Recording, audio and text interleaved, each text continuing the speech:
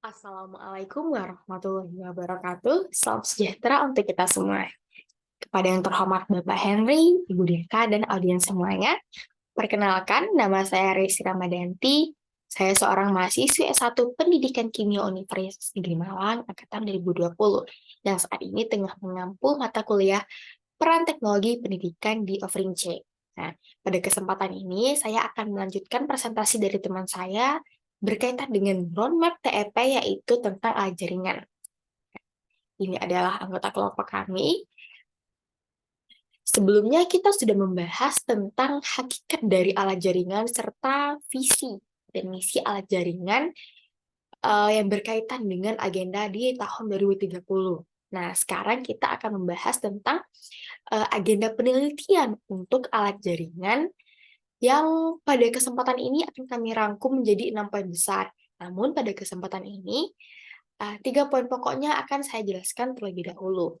Nah, adapun agenda penelitian yang pertama yaitu penelitian diperlukan untuk mengidentifikasi bagaimana kita dapat mempertahankan pembelajaran sosial dengan cara yang tersebar luas dan kolaboratif. Nah, sebelumnya kan kita sempat menyinggung tentang pembelajaran sosial.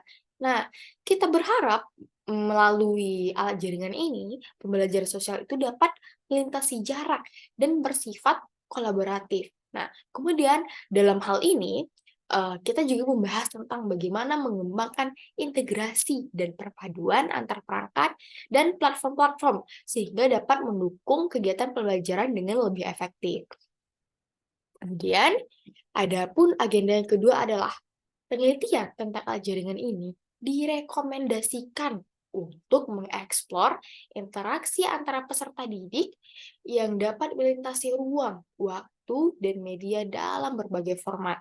Nah, maksudnya dalam hal ini ada beberapa pertanyaan pokok yang akan kita singgung, yaitu terkait bagaimana kita mendukung komunitas-komunitas belajar untuk dapat menerapkan keterampilan berteknologi.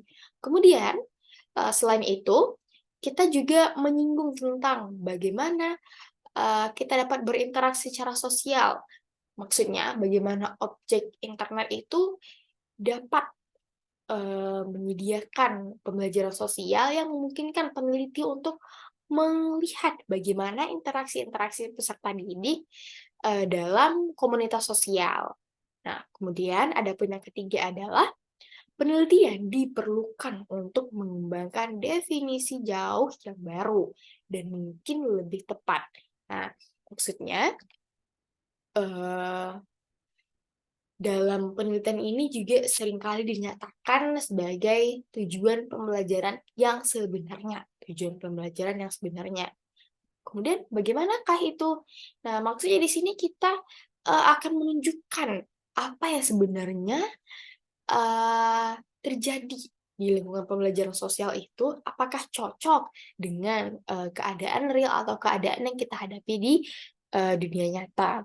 Kemudian hal ini juga berkaitan dengan bagaimana kita menggunakan kombinasi-kombinasi instrumen penelitian kognitif beserta data-datanya, misal seperti data demografi, seperti usia, ras, jenis kelamin, dan lain sebagainya, untuk menginformasikan perdebatan-perdebatan antar konsep.